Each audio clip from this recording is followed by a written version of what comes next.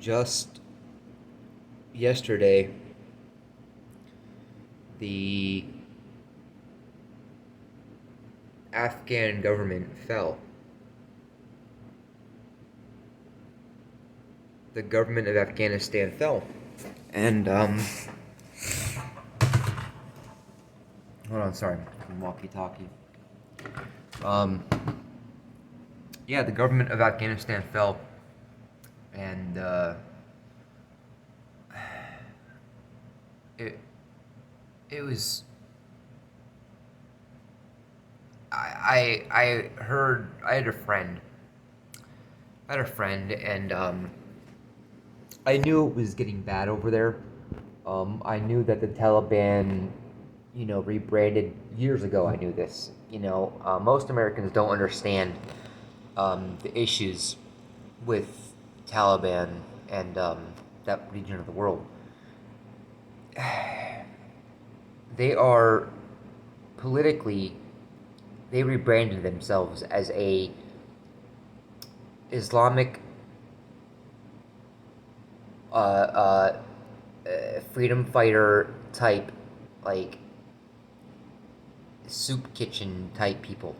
What they do, is go through the mountains, and they know it because they're from there, and they move around through the mountains, and they basically are the judge and the jury of these people's lives. Like, they're the ones that have the power in the first place. And the reason why I said soup kitchen is because they bring food to people that don't really have any. And not just food, but means to make food, means to produce it, to the production of it, all of that. These people are involved in like every facet of the only thing I can think of is like the mountain yawns in Vietnam. That's what I think of it as. It's very similar. This is a very similar situation. It's just a fucking travesty. This happened again, and I saw it happening. I fucking saw it happening. I saw how the administration was handling. Even back with Trump, it wasn't going great. Um, the Afghan government was weak.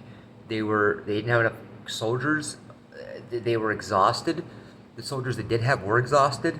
Um, they were riddled with corruption. The Afghan way of life isn't. People think of these people as like warriors, right? Like they call it the graveyard of empires, and yeah, there's truth to that. But at the end of the day, they're also just fucking people.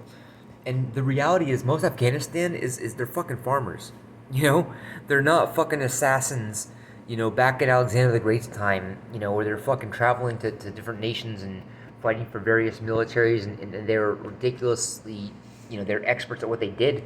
And yeah, that is where that kind of came from. They were assassins. That was a group, the assassins. There's a thing, but I'm moving off on a tangent.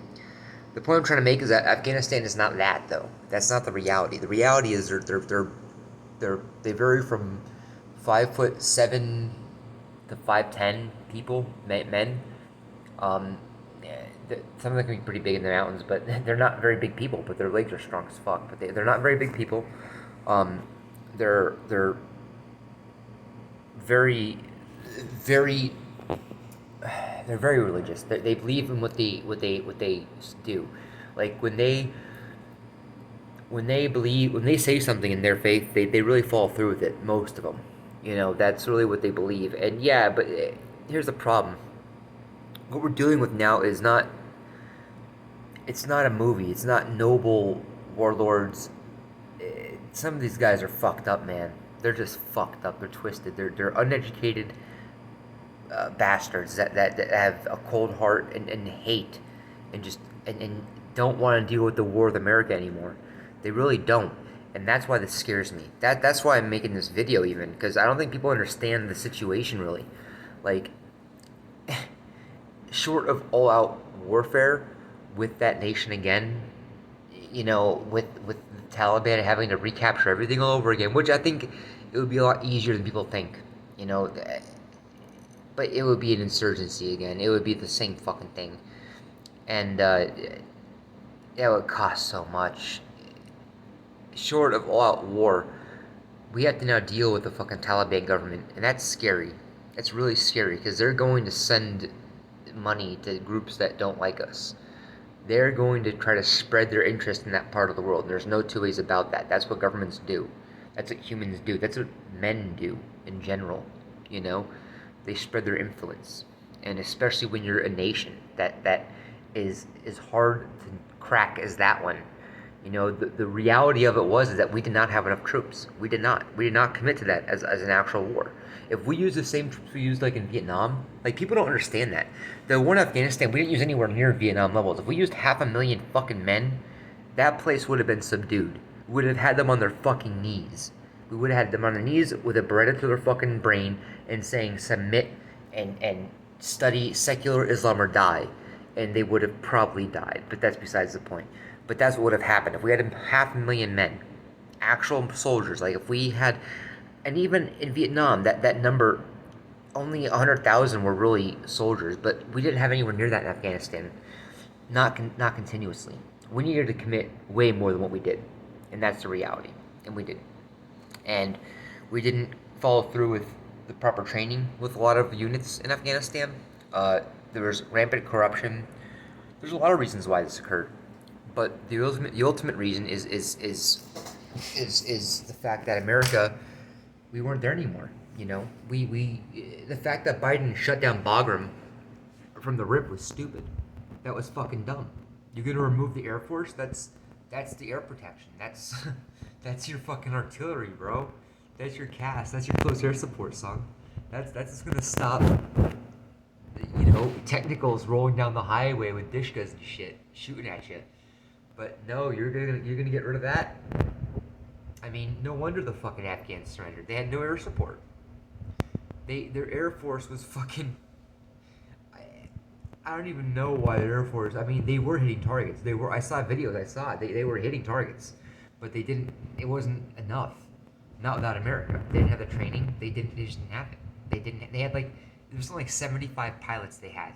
75 fucking pilots they had when this whole thing went down. Like just 2 weeks ago. They had about 75 pilots 2 weeks ago. That's how many pilots were actually able to fly in Afghanistan, like in the Air Force. It was 75. Don't ask why I know that, but it was 75. Might have been 80, but it was 75. That's what I heard. That's not enough, man. That's fucking not for a Taliban, a multi-front offensive. Like this is like 10 offensive shit. Like this is orchestrated, knowing full well that because America didn't have the number one air base, they were gonna roll in. That's what the fucking Taliban did. You know, they took advantage of the situation, and Biden just let them. He let them. My commander in chief let the fucking Taliban take back Afghanistan, the nation that I lost friends to, the nation that this country lost so many young men to, and not just that, we went there for a reason, you know, and obviously that reason has been lost. You know, it was to nation build. That is our job, is to nation build. That fucking is. We built nations in South Vietnam, albeit it was corrupt as fuck, just like this. But we built nations like the Philippines. You know, we helped build nations, not to mention our own states, which are little mini nations in and of themselves, or territories. That's all done by America. We set that up, you know. Fuck, man. We built Guam up. I mean, we built Japan up. We fucking built. I can go on, man. The shit we've done for Canada. I mean, this is scary. This sets an example to Mexican cartels. It shows that you can use force to win. That's what this shows. This shows that you can use force to win. That you can get enough people to get a military that will change, that to concentrate enough loss in one area, you will get the America to kneel. And that's scary. I think this woke military is toxic. I think this woke generation has weakened us. I think that the travesty that's occurred in Afghanistan and what our president allowed to occur is just, it's catastrophic. It's going to be catastrophic to that region. It really is. It's a shame. It's a fucking shame, man. It breaks my fucking heart. It really does.